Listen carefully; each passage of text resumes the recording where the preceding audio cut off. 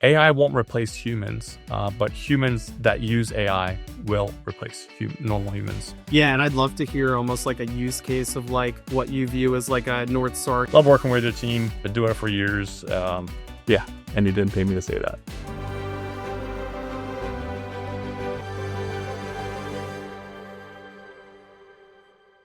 Hey everyone, very happy to be here. Welcome to Lead Gen in the Wild by Llama Lead Gen. Today I'm super excited to have Trevor Misina on. Trevor is actually a client of ours and a super savvy marketer himself. He's has over 20 years of experience. Trevor, I will let you yourself take it away rather than me trying to describe your experience. But yeah, super excited to have you on. Great. No, thanks for having me. Long story short, I mean, 20 years experience. I've started early 2000s, get your first computer, lock yourself in the basement, teach yourself all about it. But that eventually evolved into computer networking, from computer networking, going into web design into SaaS software, sales, and then sales led into marketing. Marketing led into search engine optimization. And then that's just where digital marketing took off. And I basically haven't left since. I actually even helped create a startup software company. I was employee number 3 and took it into the Inc. 500 for anybody that still knows about the Inc. 500's 500 top privately held companies in the nation. And did that for 2 years in a row, hit 173. And we had a lot of success. Nice. That's awesome. Well, yeah, I figure we could kind of just jump right into things. I'd love to hear a little bit more about, your thought process and decision making and all that good stuff. So let's start by, would love to ask a question of how do you approach a high stakes marketing decision when the data might be incomplete? That's kind of modern marketing right now with incomplete data. Our data is a lot of times spread between so many different platforms. And then with all the GDPR and compliance issues that we run into today, it's really hard to actually get a clear picture from start to finish. So really it comes down to minimizing risk. How can we minimize risk as much as possible and kind of go from there? The biggest thing I do too is really just knowing what your North Star is. Having that, as your line in the sand, where no matter who's working with you, you actually can see where that is. How, like, in your experience, and you have a lot of different background with a lot of different teams, and obviously every team is a little bit different in how they approach those decisions. How do you get people on the same page? Especially, leadership might have obviously different, not necessarily different goals, I want to say, but obviously revenue is their top priority. But what's been your experience in kind of like corralling teams together and making sure that everyone's kind of looking at the same, metrics? Yeah, that is tough. I mean, it really is, because when it comes down to it, you look at it from an executive standpoint, what do they care most about? And by knowing what they care most about, you can kind of back that in to everything like that. Some of us that are either in the trenches or leadership type of thing, you really have to focus on how to get there. How do you get to those different metrics that the executives want? And then you need to make the story in a sense of how that data actually complies and works through that, and then provide them with that story so that they actually have something, to explain upon. But in the bigger picture of things, you're looking at what do you have high confidence in, and what is your medium confidence, and basically aligning those different metrics and finding out what really matters. Because there's so much noise these days. Yeah, that kind of brings us to like our next question of, kind of when you're analyzing the data, how do you decide when you have enough signal to move forward? Because obviously there's to your point, there's a ton of noise nowadays. It's becoming harder and harder with, data privacy laws, which are really good for consumers, obviously, but makes things very challenging for us marketers. How do you have a good pulse check of like, this is a good enough confidence level, and this is a good enough signal to move forward with the data that we currently have? It goes back to that North Star. I mean, really, by having that North Star, and everyone kind of understands, hey, this is our end goal. This is what we're trying to get to. And then from there, the metrics and stuff, and kind of going off your previous question too before, is the metrics kind of make more sense to everyone in their own position. So sometimes the email marketer might have, open rates, click rates, and so on. The advertiser has their, click-through rates, their attribution, their lead generations, and so on. So how does that all equate to your North Star and your MVP in a sense? So if you can't get to a point where you basically need three different elements or three different signals to get to your MVP, your minimum viable product. If you don't have those, that's where the noise takes over, and you might not want to run that campaign because you got to make sure that the metrics are good. Okay? Are you start to finish? What is your signal that you're classifying as, hey, these are winning metrics and points? Everything else is really noise. There's like an old saying, Steve Jobs said, it was kind of an 80-20 rule. There's other 80-20 rules out there, but identify your signals first. And by having those, everything else is noise. That really helps clarify things. And because, sometimes there's people on vacation or platforms don't always work the way you want to. That's all noise. It's really, hey, we need to get an email out for so-and-so campaign. There's an advertising campaign. All these things are the different signals that if those signals don't actually happen, reconvene back to your stakeholders and let them know ahead of time as soon as possible so that we can say, hey, do we need to postpone this? Do we need to move it back? Or are we okay with moving forward as long as we have these signals in place? Yeah, and I'd love to hear, not to put you on the spot, but I'd love to hear almost like a use case of like what you view as like a North Star, either like current, like in your current position, or maybe it was like a previous role. Like I'd love, for some of the listeners, I think they would be gaining some valuable insight there if you had like a use case of like hey, this is our North Star and these were kind of the goals and objectives for it, and here's how we kind of laddered up to that. Or maybe it was even a case study that like, we couldn't hit it and here's why we couldn't. Yes. So I mean, basically with the North Star, focusing on that is basically identify so that every single member on the team actually understands the North Star. With that, again, going to the point of a product launch and generating pipeline for that product launch. If you can't fill the top of the funnel, there's no way you're going to get to the bottom of the funnel of filling with pipeline, generation, revenue, and everything. So what are your major key factors through the funnel? And actually looking at those. So first things first, getting eyeballs on it. How many impressions can you get on like, let's say, a new product that people aren't even aware of? Once people are aware, then you're just working your way down the funnel. And then are you getting lead generation? Or are you getting demos booked and so on? So that's, and then finally, comes down to revenue. It's like, okay, are these turning into revenue, for the pipeline? But it all starts at the top of the funnel. Because I've seen too many times where people will focus on mid and bottom of the funnel metrics and almost cut off the top of the funnel to a degree. And eventually you'll see the momentum initially, but then it will dry up like you wouldn't believe. Yep. Yeah, I couldn't agree more. We actually, in our last podcast episode, we talked about that almost ad nauseum.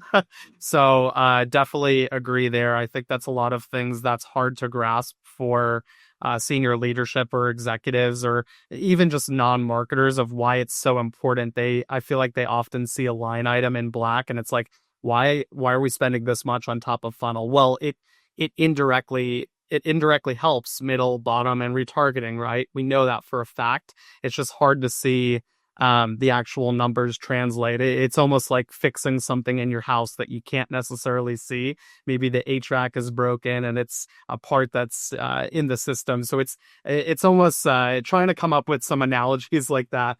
That's easy for senior leadership to grasp. But yeah, speaking of which, I'd love to kind of dive a little bit into the metrics that you feel are important to translate to, executive teams, to senior leadership. Like obviously we know that really what's most important is the bottom line. Everyone cares about revenue, but I'm curious, what are some good like signals or metrics that you typically, getting more into the specifics and nitty gritty, what are some of the metrics and signals that you typically like to ladder up to, your leadership team to show, positive momentum and success? I think with any of them, every industry is different. To just kind of start off with that. I mean, that's for sure.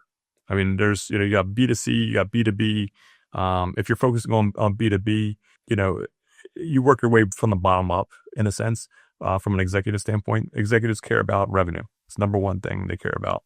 I would say then from there, it's starting to go down with like pipeline.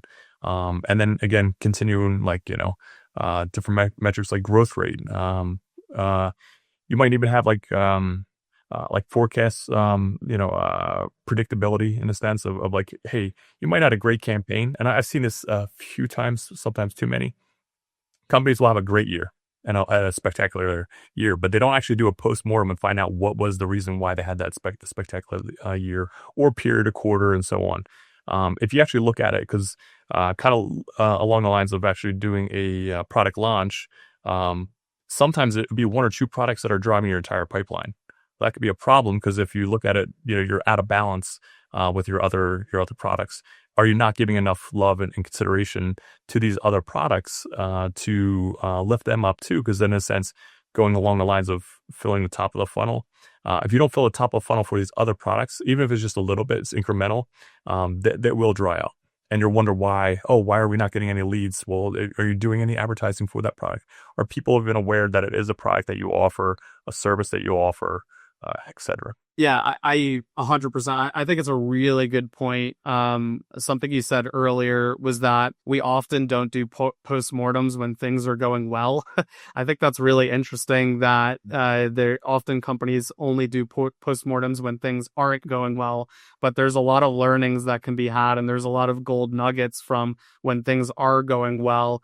What did go well? Was it seasonality? There's a lot of different factors at play. So I think that's really interesting. How do you translate marketing reality into a narrative that leadership will understand? Kind of a loaded question, but if I had to give an example of being, with a lot of data privacy regulations coming into place and attribution not necessarily being as one-to-one.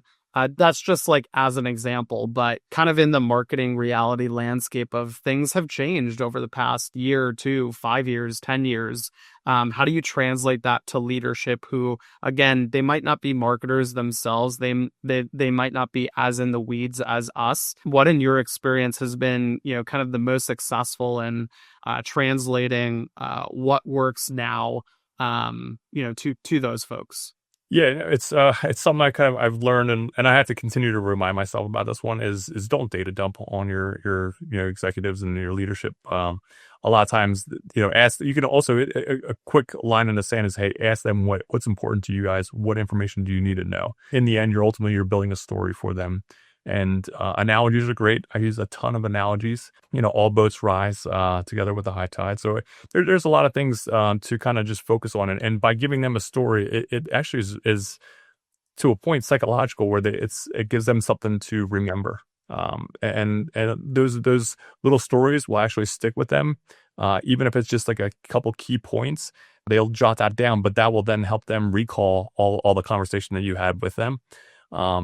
But if you data dump on them, they'll quickly just kind of glaze over because it's too much in the details. Your team might care about the details, and you should too, in a sense, to a level.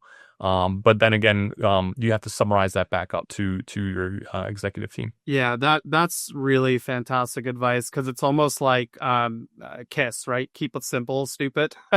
Because it's almost like a game of telephone, to sort of say. Like in our experience working with like very large organizations, we tell someone who then tells someone else who then ladders it up to someone else, and everything gets lost in translation. Humans aren't perfect. We make mistakes. And so the simplest form that you can funnel that up, great, but then also back it up with data, right? If there is a need for, deeper dive analysis. Yeah. So I mean, as you said, keep it simple, which is great. But also like if there is a gaps in the actual data, for instance, lead with conclusions. Give them, hey, it could be option A, B, or C. They themselves can deduct, or if new information comes onto them, they can then actually make like a hypothesis on it. I'm big on the scientific method, on just kind of going around and always testing everything like that. Revisiting and looking at that data, and then building a new hypothesis to it. Awesome stuff. Switching gears a little bit from, I know we discussed a lot of leadership, marketing leadership. We discussed some metrics, some funnel stuff. Switching gears, what makes an external partner truly valuable versus just another vendor? That's a great question. That's one of the things I love about your team. Yeah, I mean, like a vendor will ask for tasks. That's something that you actually it's almost like another employee, aka another extension of your team. But if you have to consistently feed them, that's not necessarily a vendor you would want. You want an actual partnership with them. So in a sense, you want them to come back and push back on some of your campaigns, your strategies, whatever it might be. Look for gaps, analyze them, but then come with their own conclusions. Just like as you come to your leadership team and stuff with conclusions and data, you want your partners to actually come back and say, hey, these are what our recommendations are. These are what we think what we're seeing on our end. They might not like the vendor, the partnership, the agency, and so on might not have the full picture, the full scope of the picture, because there's a lot of internal things happening. There's other, you might be running one campaign for one department or something like that. There might be another campaign that's somewhat influencing it, or conferences and stuff going on at the same time. So there's a lot always behind the curtain, if you will. But you really are looking for an extension of your team, and that's the one thing I've found about Llama. I love working with the team. Been doing it for years. Yeah, and you didn't pay me to say that. Yeah, no, I mean it's definitely mutual. Obviously, we love working with you guys, especially you, and it's helpful for our team to work with not only a savvy marketer like yourself, but someone that's just a good guy. It does sound like very basic, but you want to surround yourself with people that are just fun to be around and good people to be around, and you're all kind of working towards the same goal. I think that's, if I had to kind of plus one to your bit as well, Trevor, that would be, kind of my plus one is, even though we are like an external partner, we do try to really act as an extension of your team that's all working towards the same goal. And, that at the end of the day, that's going to give you momentum, and that's going to give you the success that, your leadership team is looking for. Yeah, no, I mean, I enjoy my time with your team each time. It's nice to receive knowledge and share knowledge back and forth with your team throughout the years. And the world's moving so fast right now with technology and all the things, and it has before. But I think it's gained momentum more than ever. And that's where by having your team and then always looking, you guys are always coming back with different resources, different knowledge, especially with AI and such going now on LLMs. It's really been beneficial to rely on your team, saying, "Hey, keeping your hands and fingers on the pulse of the industries, what's going on," and then feeding that back, and then we're sharing knowledge too, and say, "Hey, this is what we're seeing on our end," and again, all with a tide, all boats rise. So it's really cool. Yeah. I think that's really important, is like the knowledge sharing, like working on it, obviously on more of like a tactical level. But then I love those like out of the box conversations as well, because if, we can help you with something that might not be on your radar and vice versa. Like for us, it's great getting like that institutional knowledge, right? From you guys, that industry specific knowledge, because then we could take that on and hopefully learn from that and use it for other clients, even if it's, direct, indirect, and vice versa. I always find it that clients really appreciate that we have the knowledge base really varying across industries, but a lot of what's happening across industries can be applied just in different nuanced ways. So I think it's always useful hearing that context for sure. Yeah, you brought up AI. Let's talk about AI a little bit. Obviously, like AI is like a super buzzy word. We don't have to talk about it more broadly, but I'm curious like how you've seen AI affecting marketing. Maybe let's keep the question more specifically to your role. I don't know if there's like any tools or software that you've been using, but yeah, I'm curious to hear your take on it, kind of where it's going, where it's at now, challenges, pitfalls, all that good stuff. I love it, to be honest with you. I'll be real with you. I'm excited. Some people are scared about it. It all depends on your purview. I mean, to me, I've been in the industry with computers, so I've watched it all evolve, if you will. Computers evolve. How we used to push around paper and stuff like that back in the day from a white collar standpoint, and then from that it's in the computers, and it's the fax is dying, and emails a thing, and all these different things. So we're now in that next phase, and it's kind of funny because I remember hearing this about 2013 to 2017, like AI this, AI that, and it's a lot of hoopla.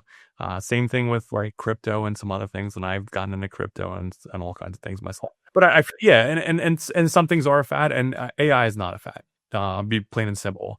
The most simplest term to put it is AI won't replace humans. But humans that use AI will replace normal humans in the sense that don't use it. That in its own right is profound, but it's either use it or lose it type of thing. So you need to start picking it up and using it. Even like for the simplest terms, we have a Slack channel, a dog Slack channel. I'm a dog guy myself, a dog lover, and I'm trying to help people just kind of utilize it and see what it's capable of doing. Great one, and anybody can pick up and do if they want to, and it is a big hit. Is to take pictures of yourself or of your dogs if you want to, upload them into any of the different LLMs, the chats, and so on. Gemini right now is and it's Nano Banana image generator is pretty profound. It's actually really good, and it's mostly free to a degree. And you can upload a picture to a 3D animated character of your dogs, and if you ever like Pixar and all these other little fun movies and stuff like that, it will create a character of your dogs, and it's good for a good smile, and that's like the simplest terms of using it. Take that and modify it. I mean, there's other things that you could do too with so that's Nano Banana from Google. Gemini is actually coming on really strong. So Google's Gemini is the equivalent of ChatGPT. They also have a video editor called Veo, and that one's pretty fun. So I'm sure everyone's probably sent a GIF or two in their days, if not many more. And Veo is kind of a nice one. I just had a birthday for one of my colleagues, so I created him a little video of him. And there's a kind of a funny thing, something with dreadlocks and something, and he's a dad and podcasting and something else. So I literally took him, created him with dreadlocks, and and singing happy birthday to one of my other colleagues. That was his birthday. So it's just like this big rolling fun of things, and you can create 8-second clips on Veo through Gemini. So it's give it a try. I just say you'll have some fun. It doesn't always come out right. For the images, you can do as many as you want per day. Veo, you get to do 3 per day, and they're up to about 8-second clips, and you can tell the dialogue and what it wants, and it's pretty good. ChatGPT is still right now my go-to LLM for my everyday needs. So there's kind of different things. There's like everyday needs, which is your different chats, Gemini, ChatGPT, Perplexity. Claude is another one, but that's a lot of developers are using Claude. I've heard Claude's pretty strong with more so like writing or like creative. So that's interesting to hear about. A lot of developers are on it as well. It's I would say it's the number one development program that's out there. And then they just came out with Cowork, that's now available under their like one of their middle tier paid programs, but they have a max tier too. That actually you can download that onto your Mac. It only works on Mac right now, and you can actually talk to it just like you're doing chat, and it can directly write to your different files and folders on your computer obviously with permission and such. Which is really strong from a development standpoint. A lot of times ChatGPT or some of these other, programs, it provides you the code. You then have to copy it and do the things and upload the files to the right place and so on. But with Claude, Cowork and some of the others, you can actually write directly to the actual files, which they actually created Claude Cowork in a week and a half by using their own program. So that's really interesting.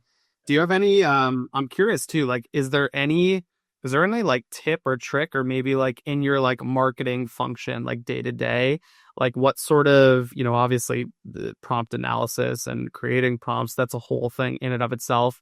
Do you have any like tips or tricks or GPTs that either you've created yourself or like found or anything that's like helped you, make your job easier and more efficient? I mean, I talk to it daily, in a sense of different, and I use the different platforms. I try them all, really, just to kind of balance them out because they're constantly coming out with new iterations.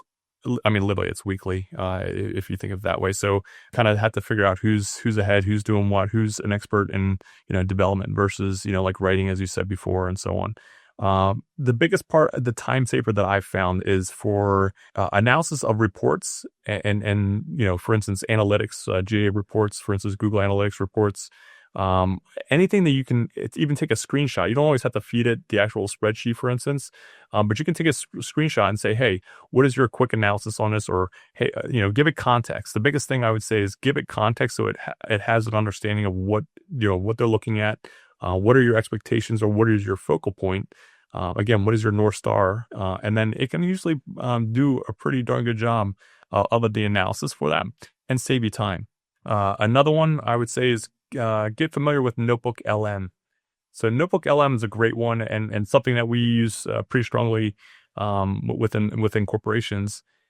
Is due to the fact that you can control the sources. So a lot of these LLMs, just like SEO and Google searches and such, they go out and find information on the web.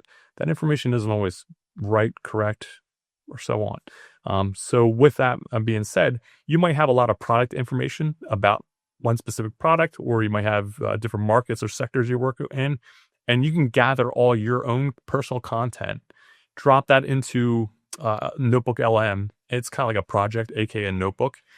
Think of a folder on your desktop, and you drop in all your product folders into that. Well, you're dropping them all into a NotebookLM. It's a notebook, and at that point, you can use their chat to ask questions about your own product. Some products are easy, and other products are very in depth, and some of them are very technical. So it's hard to know, hey, where was that information at, or what file was it in, what PDF, and so on, or what release was that in. It's a chat away at that point when you do that. On top of all that, it can actually create slide decks for you, and take it even a step further. It can create a podcast of your own data. I've even seen people take kind of like a text file. It's called a .nd file, markdown file. And you can basically take these, it can be notebooks. It can be, if you're learning something, you can literally, take text or a PDF of that book and say, hey, do a podcast of chapter 1, give me the summary of that. And it'll literally be two AIs talking about it. And you can actually then interject yourself in the conversation. So imagine a third person coming into the conversation with me and you and start asking questions right off the cuff, and it'll just pivot and start talking to you like you're a third person in the podcast. I had something I'll send to you actually after this. I'll send over to you. I just did a thing on basically Google's ecosystem. So Google actually has a new thing now too. It's called Google Labs. It has over 50 different platform, or almost 50 different software platforms. And this is kind of like their pre-release. They're beta versions of little apps. They have a lot of cool ones that are in there. There's one I think called Opal. And you can, if you do something, a task in your department or your work, and you constantly need to format, columns on a spreadsheet, or do anything that's a repetitive task in your team, your department, whatever it might be, you can literally go and chat with it, and it'll build a little mini app for you. So that's actually kind of a cool little start there. And then it evolves from there. There's AI, the Google AI Studio, which takes it to the next level. And then there's now Google Anti-Gravity, which I just like saying that word. And that actually is what they call agentic workflows. So agentic workflows are a number of different agents. So you can think of it like your one little Opal app is somewhat like an agent. Well, if you have multiple different agents, each one does a single task, they can actually be kind of linked together in a sense, and then you have a workflow. So one might actually go, gather the information from Google Analytics. Another one might, look at the metrics on that report. Another one will summarize the metrics and then compare that maybe to some past reports.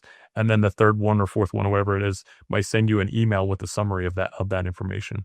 So it's getting pretty. It's what we always thought AI was going to do for us.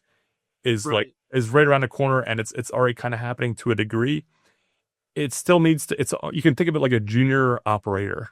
You still need to review everything that it sends, but Sure. the legwork, the hours that you used to put in there to create anything, a spreadsheet, slideshow, whatever it might be, the time is cut in half, if not a third of it, quarter of it. Yeah. Yeah. Yeah. I mean, it creates a lot of efficiencies. It's almost like you have an assembly line of, worker bees essentially just funneling up to the head honcho super agent, which then funnels up to yourself, the head honcho, and then, you're just kind of reviewing it. So it makes your life a lot easier of not having to compile all of that and save a lot of time. So that's really interesting. Yeah, some people get scared of it, and others. That's why I tell you, like, embrace it now. Embrace the little things. It's getting simpler as time goes on. It's getting a little bit simpler to actually do these things. There's a lot of tool overload for a lot of people where there's so many different chats to talk to. Just pick one, pick a lane, stay in it for a little bit, and see if it resonates with you and works for you. And as you start to learn what that one's even capable of doing, that's when you can start expanding out. Yeah, that's actually a good point. Like, we don't have to spend too much time on this, but I'm curious to get your thoughts because it seems like you use a lot of the different tools. If you could go through like the major ones that you use, I'm curious, even if it's just like a sentence or two, like what are you using ChatGPT for instance? What are you like, why would you go to Gemini? Why would you go to Claude and so on and so forth? Yeah. ChatGPT, I would say, is my everyday go-to chat AI. That allows me to ask any kind of questions I have. If I'm in a software platform, I was in Adobe Premiere recording some videos and some other stuff like that. I haven't used it in a little while. They do updates on stuff. I can easily go there, take a screenshot of it, and say, "Hey, I'm trying to, cut a video or something like that, or do some audio, fade outs. Where is that?" And it'll literally go and tell you those types of things. So, and then it's so direct in it versus like Google. It'll send you to a page and you have to look and see, and then watch a how-to video of 5-10 minutes. This way, it's like straight to the point. Here it is. Go click on it. You're like, "Oh, cool, thanks." So that's a time saver right there. I use Gemini a lot for video and images. You can take an image, a advertising, Google ad, display ad. If you let's just say you have a lady in an image and you want to put a guy in the image, or you want to put an eagle flying over a sun or something, whatever it might be. It literally can do it at any point in time. So it's nano banana is pretty extraordinary for what it's capable of doing. Claude's your development platform. So if you are a developer or engineer, you probably already know about it, to be honest with you. But if not, that is your go-to for that. A lot of these programs too, for $20. Again, it's not for everybody. Not everybody's got they got the money in the world, but for $20, pick one of the chats, and then in that sense, go with their pro plan or their middle tier plan, and it'll remember history. So if you're working with an agency and you're saying, "Hey, what did we talk about last week?" Or "Can you give me a summarization of where we left off at in the conversation?" Something like that. Other things too is transcripts. If you do a meeting transcript, a Zoom transcript, and it's a big talk about a whole bunch of stuff, it lets you stay present in the meeting. And then you can actually then get a summarization of it and then say, "Hey, what are the key points of that I needed to do at the end of the meeting?" And then you're like, "Oh, that's right." And, so that way it lets you stay present in those meetings. Awesome. Awesome. One more question. Switching gears a little bit again and kind of blending a little bit of everything that we discussed today. What skill will growth leaders need much more of over the next few years, in your opinion? Plain and simple, it's AI skills, learning those AI skills, but also it's going to be judgment, making sure that they actually have clear decisions and kind of knowledge of what they're asking chat to do. If you don't, for instance, chat will give you, they call them hallucinations, or sometimes it just gives you not say the wrong answer. It doesn't give you a complete answer to the whole thing. That's getting a lot better lately. I'll be real with you. But they sometimes will leave out things, or you might give them, some people put a whole lot in one little chat prompt. It's better to break it out into stages. So, hey, what is your northstar? What are you trying to focus on? Okay, ask that prompt. Boom, gives you the answer. Cool, gives you a little more answer, and then you can drill down and then drill down and drill down. But each time, I would try to break up your prompt so that you're not giving this master plan. And you can still do this. You can still try. Yeah. But a lot of times it's hard to go back and say, okay, well then I just wanted update this little part, and then all of a sudden you're getting the whole thing all over again. So by breaking up in steps and stages really is helpful. Yeah, and I know that ChatGPT just introduced like if you're drafting like an email, for instance, you can now go in and pick and edit specific parts, for instance, which is helpful. I think it would be helpful to your point. I'm sure we'll probably see it in future iterations of trying to go back. Because I'm sure we're all probably doing this to some extent of like information overload. So that is good advice for like just trying to it might take a couple of prompts to get to where you need it to get to, if that makes sense, within that certain conversation. Yeah, and be okay with yeah, that's it's better to chunk it per se. And then also too is if you have something, ask it to output it in a Word document or some other downloadable format so that you can actually have that set aside for you to then cross-reference that. AI also does amazing jobs of cross-referencing data. So if you give one Excel spreadsheet, another Excel spreadsheet, and then tell them you want to, hey, here's your reference point, and so on, does wonderful jobs with that. And that just again, it's a lot of time savers. The efficiency factor is through the roof. Sorry, I wanted to ask one more question on that too. I'm curious about like reporting because going back to one of your previous points, that's been I don't want to say a challenge or a struggle for us, but like something that can expedite reporting, I think is incredibly, incredibly valuable. But a lot of the tools out there, at least in the past year or so, we've tried some and they're not super impressive. I feel like they still get some data points wrong, but I'm curious if you've come across, I know you were talking about like even if you just feed it some screenshots, but I'm curious if you've come across some tools that are helpful for kind of turning raw data into some sort of semblance of analysis that gets you, maybe 80% of the way there. So great question. So once you actually start to find what works for you in your analysis, like your prompts and stuff like that. So Gemini has a thing called gems. Gems are like your briefcase for prompts. So once you start to find prompts and what's working for you, you can actually save those and it's kind of like a little macro, and do it that way.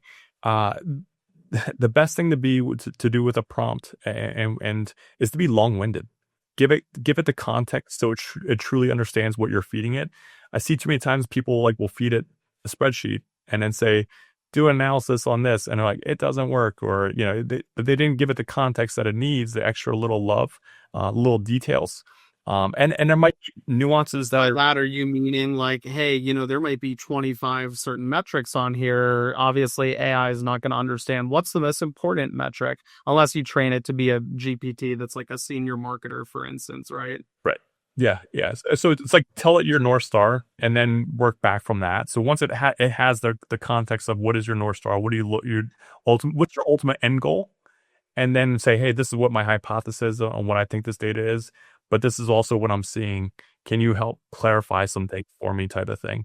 And by breaking it down into those, this is all in one prompt, but breaking it down into those different sections really does give it clarity and gets you to the end result of what you're looking for much quicker. Yeah, I've also personally found like adding context into your prompt is super helpful as well of, hey, this is an executive level report, or hey, this is actually a cross-functional report for the analytics team. Stuff like that I think is super helpful context to give it that a lot of people might either miss or just fail to do because of whatever reasons, time constraints, patience, etc. But I found that personally useful as well, is just give it some added context to go along with the data that you're actually inputting to it. I mean, there's a saying, junk in, you get junk out. That's plain and simple. And be patient with it. If you haven't used it yet or you have, give it another try. Just in the last few months, I would even say towards the end of the year to now, it's taken some leaps and bounds on. I was a big fan of Gemini when I first. I've been using it for almost 3 years now. But just even last year, I tried Gemini. I was like, it's not. It wasn't hitting where it needed to be.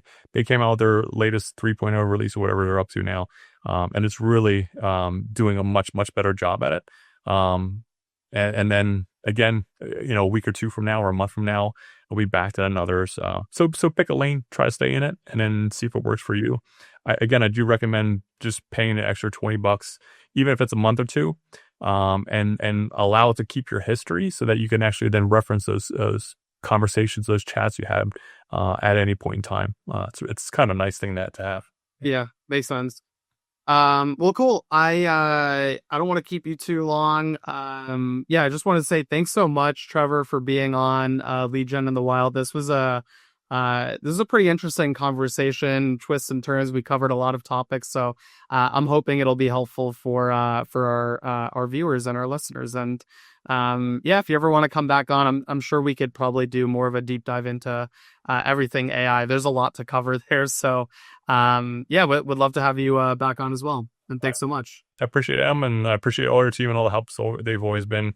And yeah, let's talk more about AI in a month or two from now. We'll see. God knows, where we'll be then.